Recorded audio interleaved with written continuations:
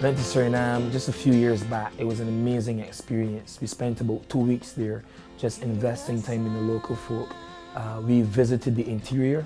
It was a journey that we had to take by boat. We crossed over about 2 waterfalls. It was amazing just on these little small boats and crossing over waterfalls and feeling like things are going to break away and that kind of stuff. But God kept us. And when we got over there, we ministered to children. We gave them not only food stuff and that kind of thing, but we did a number of different activities with them, and it was amazing to see the response of the local people over there. They didn't speak our language, but they responded to the kindness, to the look in our eyes, to the smile on our face when we said the name Jesus. And so many people out there need him, even those individuals. And for me, it deeply impacted my life those 2 weeks. It wasn't a long period of time, but the intensity of the trip, seeing the love of God manifested in such a real way, and what it did to people, the fact that you take time out of your life to show them kindness. There was one little girl, when I was about to leave, she walked up to me and she gave me it was a flower that grew locally. She picked it and she said, "Hey, this is for you." And you could see in her eyes, the look of sadness that I don't want you to leave. You meant so much for me being here. And we had a number of those stories just traveling and doing this kind of work. So for me, my time in Suriname was one not only of giving to these people, to these children and to these adults, their parents and that kind of stuff, but also of receiving from them.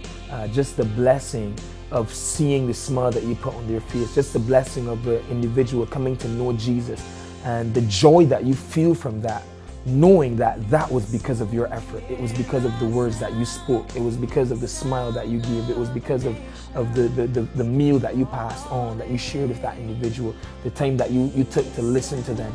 I remember you would get up on mornings and you would go down to the river to take showers.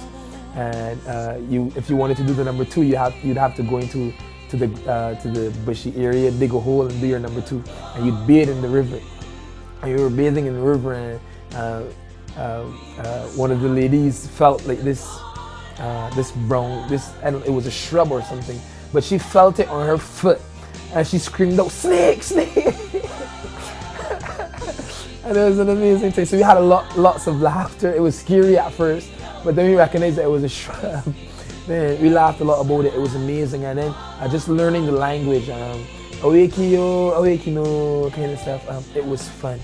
I would encourage anybody to get involved in missions. It is a huge opportunity for growth. It helps you in terms of your confidence, being able to articulate your faith, to share your testimony, and just to be able to empathize with different people from around the world as far as what they are going through, and being able to invest your life in them and seeing them move from a negative to a positive. It is an amazing journey. My name is Imran Richards, and I will go. I've been going to Haiti from the summer of 2007 and many summers and Christmases since. And while there, I interact with children, young adults, men and women, and see God transform lives through His Word, even just the distribution of food and clothing, and just us being there with them. My most impactful moment while in Haiti was just one day, one afternoon, I was sitting in a church and playing with the children, and I had an overwhelming sense that this was what I was made to do, meeting needs and seeing real transformation in life. My name is Rochelle Lashley, and I will go. I traveled to Haiti with a small group in 2010 since we felt the calling of God in our lives to go for about 2 weeks. And while being there, we were able to go into the tent cities because we went shortly after the earthquake. And going to the earthquake-ridden state of Haiti, it was very hard, especially for some of us who traveled to Haiti before. And while being there, we were able to impact those small communities where they have no water, no running sewage, nothing like that. And what really impacted me, because before I traveled to Haiti, I was very scornful and squeamish. But while being there, I felt this love come over me, and I just hugged those children. I played with those children like nothing.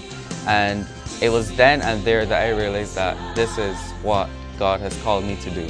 My name is Sean Hercules, and I will go. My name is Kimberly, and my experience, well, actually my first trip I ever been on, mission trip, was this year, 2012. I never thought that I would somehow be an asset. I just went because I personally asked God if this was the time for me to try to go on mission trips and what I can do. Now, everyone was telling me, yes, you should go, that God is going to use you, and you know, the whole thing as usual, but I never thought. I just went for the experience and the trip. Now, when we got to Grenada, as soon as we landed, it felt like we were there for a purpose. I mean, I didn't know why, but it's just I just go ahead with everyone else. And coming from the background that I've been exposed to and what I experienced, I never thought that God would use my past and my testimony, which I was afraid to even share in my own presence. And one day, Minister Allen just said, Kim, you're going to minister tonight. You're going to share a challenge. And I was like, share a challenge? What am I going to share about? And I asked God about it, and He revealed things to me which I would share. Now, that one night, I remember it was a Friday night where I shared. It was the youth and everything.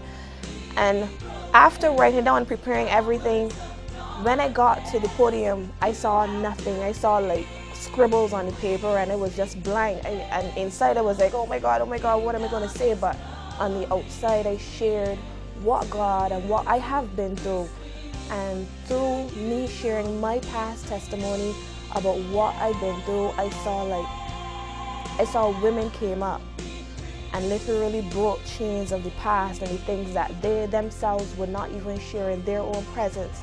And not only women, but men too. For me, I will definitely do it again.